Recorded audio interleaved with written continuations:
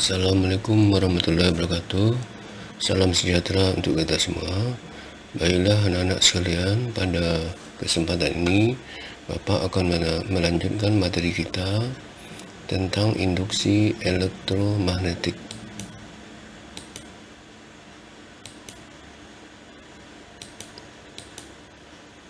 Konsep mengenai induksi elektromagnetik dimulai dari konsep fluk magnetik.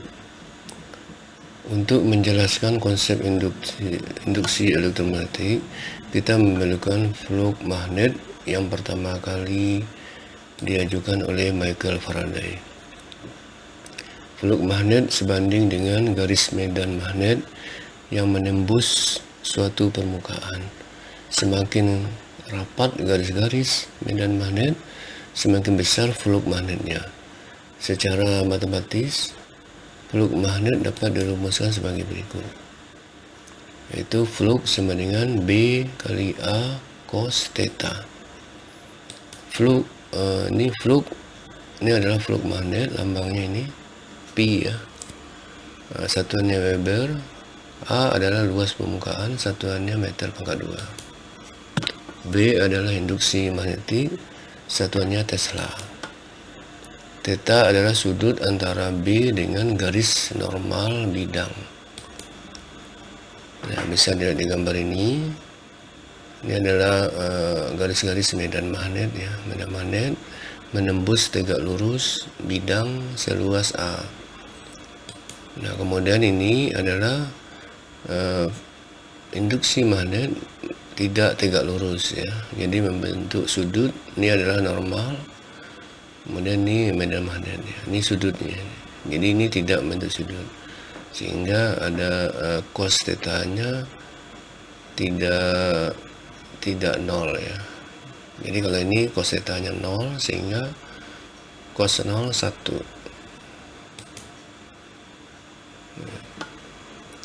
Nah, kemudian ini adalah medan magnet dari utara ke selatan. Jadi medan magnet dari utara ke selatan kemudian menembus bidang secara tegak lurus ya. Jadi ini medan magnet, garis-garis medan magnet ya.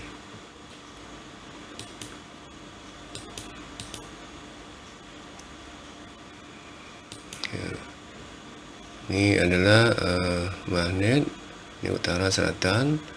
Kemudian medan magnet itu dari utara ke selatan, kemudian adalah kumparan. Nah, kalau magnet ini diam, maka jarum galvanometer menunjukkan angka 0 ya, karena medan magnetnya tetap ya. Tapi kalau misalnya magnet ini digerakkan mendekati atau masuk ke dalam kumparan, maka galvanometer akan bergerak ke kanan. Dan sebaliknya, kalau digerakkan ke kiri, keluarkan, jarum akan bergerak ke kiri. Nah, sehingga ini adalah percobaan dari Michael Faraday. Jadi induksi elektromagnetik adalah gejala munculnya arus listrik induksi pada suatu penghantar akibat perubahan jumlah garis gaya magnet. Jadi pada saat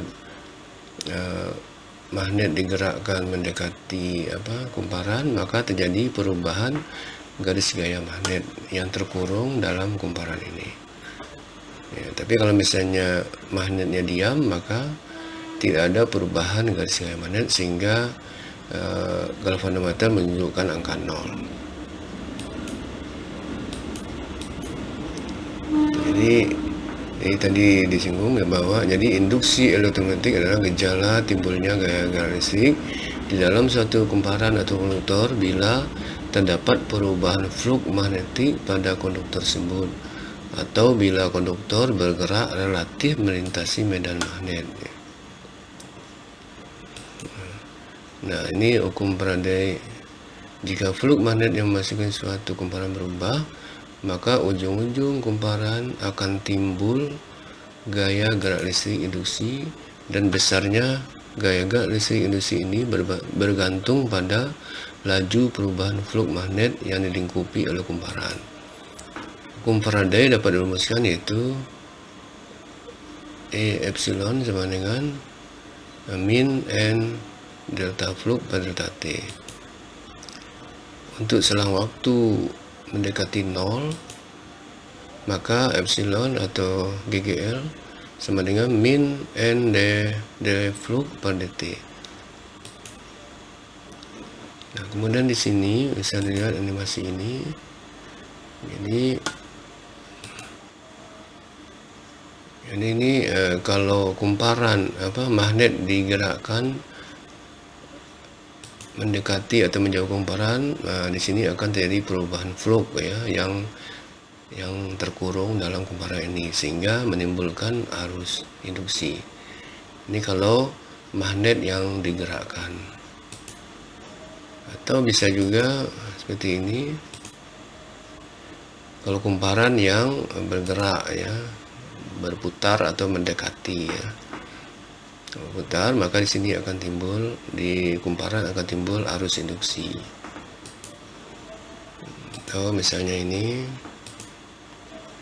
nah ini adalah kumparannya yang digerakkan ya.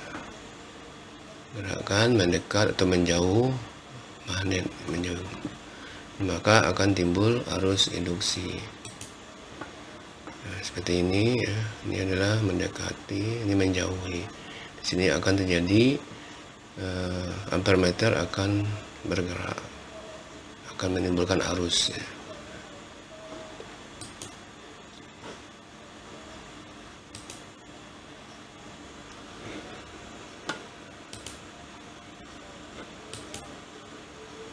Kemudian tanda min pada hukum Faraday menyatakan hukum Lenz ya.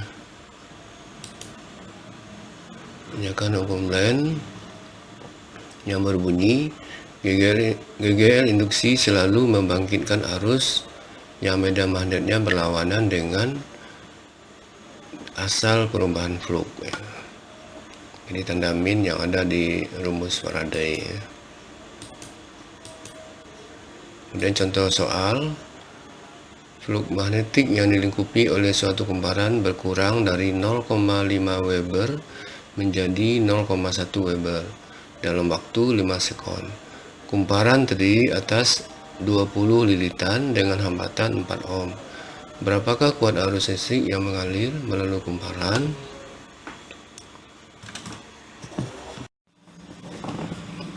Pembahasannya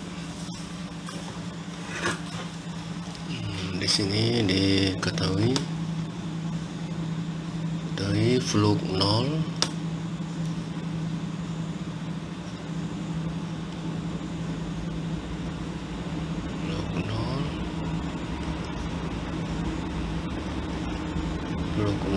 sama dengan 0,5 Weber flux 0,1 delta T 5 sekon. Kemudian di sini kumparan 200 ya, bukan 20 tapi 200. N sama dengan 200 lilitan.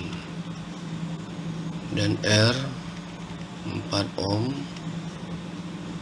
Ditanya I ya. Jawab.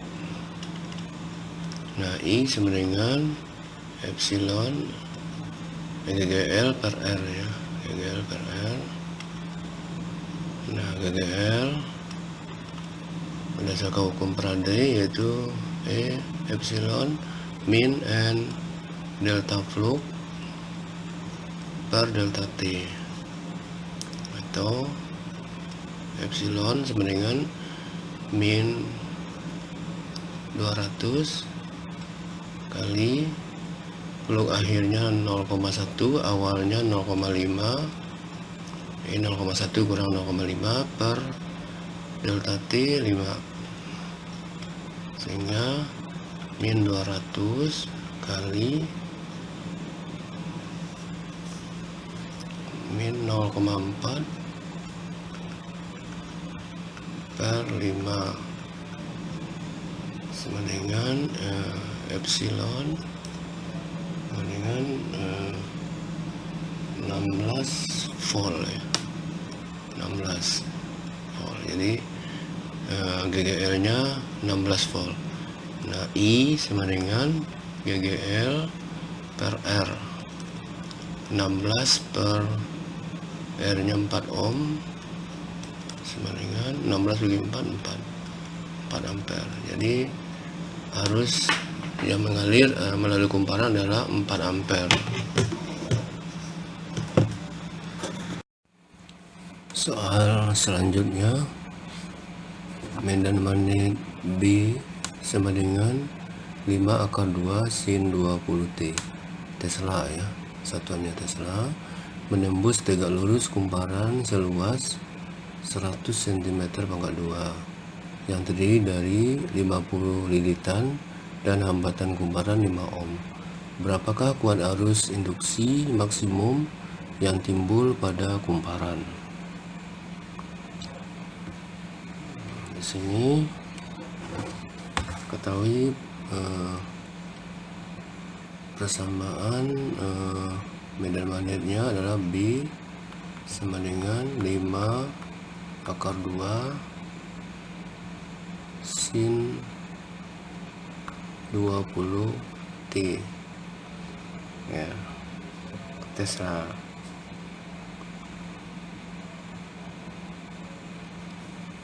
Kemudian A sama dengan 100 cm/2 atau 100 kali 10⁻⁴ meter/2, terdiri dari 50 lilitan N, 50 lilitan.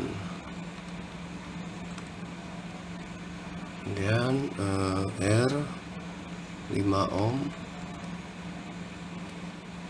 Ditanya arus maksimum I, ditanya I maksimum IM ya. Jawab IM sama dengan epsilon M per R atau GGL maksimum per R. Nah, kita cari dulu GGL nya. GGL sama dengan NA develop per DT. GGL sama dengan NA develop per DT, DT 5/2 sin 20 T ya,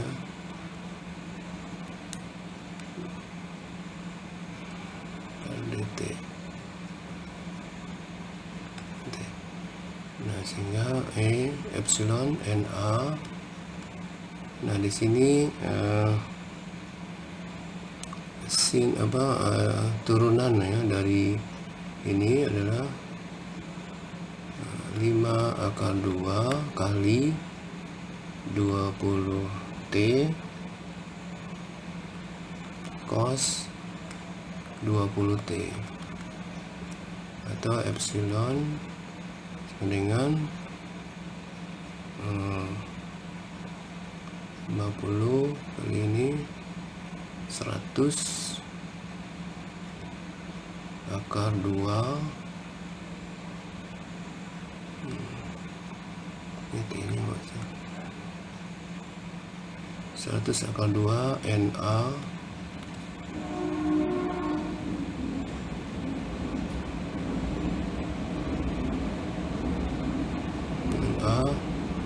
cos 20T. Nah, dimana ini adalah EM ya. Jadi EM sama dengan 100/2 NA atau 100/2 kali N adalah 50, A nya adalah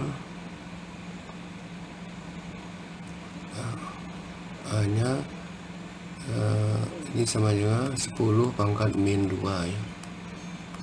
Ini kali 10 pangkat min 2. Nah, sehingga EM sama dengan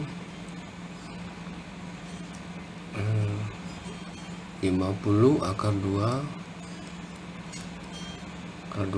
volt ya. Volt.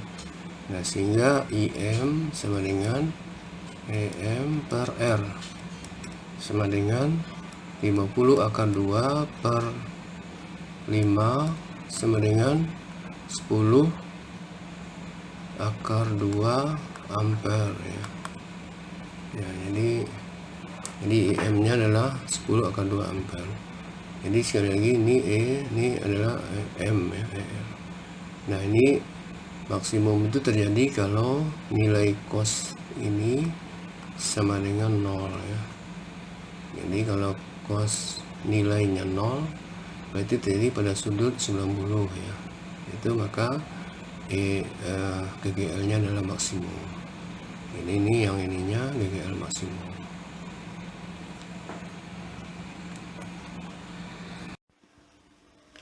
Perhatikan animasi berikut ini. Ini magnet utara, ini selatan. Kemudian ini ada kawat pengantar yang diletakkan memotong medan magnet. Ini adalah galvanometer yang dihubungkan dengan kawat ya ini. Dan perhatikan. Nah, di sini pada saat apa yang terjadi dengan jarum galvanometer saat pengantar digerakkan memotong garis-garis gaya magnet ya, maka jarum galvanometer akan bergerak ya. Kemudian jika ada penyimpangan jarum galvanometer dapat menjelaskan ada apa pada kedua ujung pengantar yang dihubungkan pada galvanometer. Maka pengantar ini di sini akan timbul arus induksi ya, karena di sini terjadinya perubahan flux ya, jadi perubahan flux pada kawat pengantar ini. Kemudian apa yang terjadi saat pengantar digerakkan searah garis gaya magnet. Nah, pada saat pengantar digerakkan searah ini maka tidak ada perubahan flux, jadi tidak memotong garis-garis gaya magnet. Jadi searah berarti tidak menimbulkan GGL. Kemudian mengapa jarum galvanometer tidak dapat menyimpang ya, karena tidak ada arus ya pada saat pengantar digerakkan searah ya. Jika jarum galvanometer tidak menyimpang, apa yang dapat dijelaskan pada kedua ujung pengantar yang dihubungkan dengan galvanometer ya, pada pengantar ini tidak ada arus listrik ya, sehingga galvanometer tidak menyimpang. Jadi GGL induksi terjadi apabila kawat ini digerakkan, yaitu memotong medan magnet ya, memotong.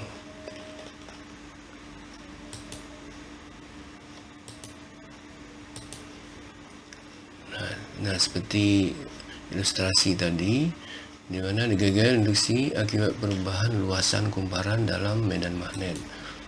Nah, ini luasan ini adalah kawat berupa ini dibuat membentuk segi panjang ya. Kemudian ini adalah kawat yang digerakkan ya, memotong medan magnet, garis-garis gaya magnet. Nah, kemudian di sini medan magnet, tanda silang menyatakan medan magnetnya masuk. Kemudian ini adalah gaya Lorentz ya. Kemudian ini adalah kecepatan. Jadi kalau digerakkan ke kanan, maka jumlah garis gaya magnet yang terkurung akan menjadi lebih besar, menjadi lebih banyak. Kemudian kalau digerakkan ke kiri, maka akan menjadi berkurang. Nah, maka dengan bertambah atau berkurangnya medan magnet atau garis-garis magnet yang terkurung di sini, akan menimbulkan arus induksi. Nah, sesuai dengan rumusnya, E sama dengan BLV. Jadi di mana E atau epsilon ya sama dengan GGL induksi, satuannya volt, B adalah medan magnet, V adalah kecepatan menggerakkan kawat ini. Kemudian untuk menentukan arah arus induksi dapat menggunakan kaidah tangan kanan seperti pada gambar. Nah, di mana arah telapak tangan menunjukkan arah arus induksi atau I, arah ibu jari menunjukkan arah kecepatan menggerakkan kawat, kemudian arah jari lainnya menunjukkan arah induksi magnetik atau B. Jadi ini adalah B, kemudian keluar dari telapak tangan adalah I, kemudian ibu jari menyatakan V. Kemudian kalau telapak tangannya dikebawahkan, ditengkurapkan, yaitu I-nya ke bawah, dimana B-nya arah ke sini, kemudian V-nya ke kanan. Nah, ini adalah aturan tangan kanan.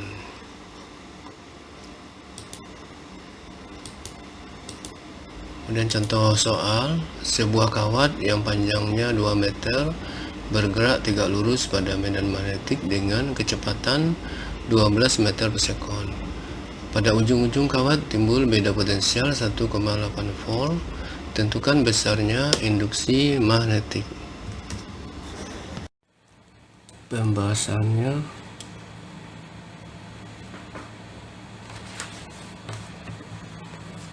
ketahui L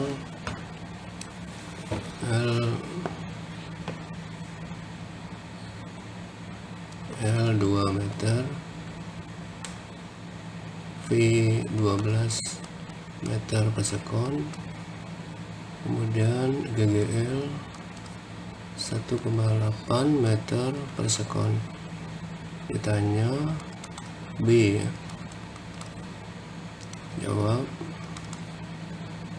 GGL atau epsilon sama dengan BLV. Nah, berarti GGL 1,8 sama dengan B kali L nya 2, P nya 12. Jadi B sama dengan 18,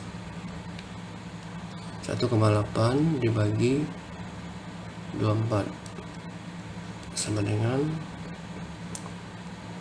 7,5 kali 10 pangkat min 2 Tesla. Ini adalah induksi magnetiknya. Soal selanjutnya, rangkaian kawat PQRS terletak dalam medan magnet yang kuat medannya 0,5 Weber per meter pangkat 2 dan arahnya keluar bidang kertas. Jadi medannya keluar bidang kertas. Perhatikan gambar. Bila kawat AB digeser ke kanan dengan kecepatan 4 meter per sekon, gaya listrik induksi yang terjadi adalah, nah, dapat dilihat di sini. Diketahui B sama dengan 0,5 Weber per meter pangkat 2. Kemudian L ini L ya, 50 cm atau 0,5 meter. Kemudian digerakkan dengan V ya ke kanan, V 4 meter per sekon. Maka tanyakan GGL. Jawab L sama dengan B L V. E sama dengan epsilon sama dengan 0,5 kali 4 1 volt. Nah, arah GGL ada arah arusnya adalah sesuai dengan tangan kanan, berarti B nya keluar, berarti B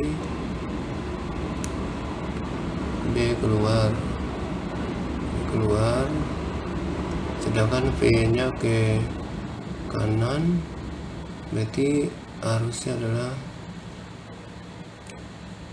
ke bawah ya.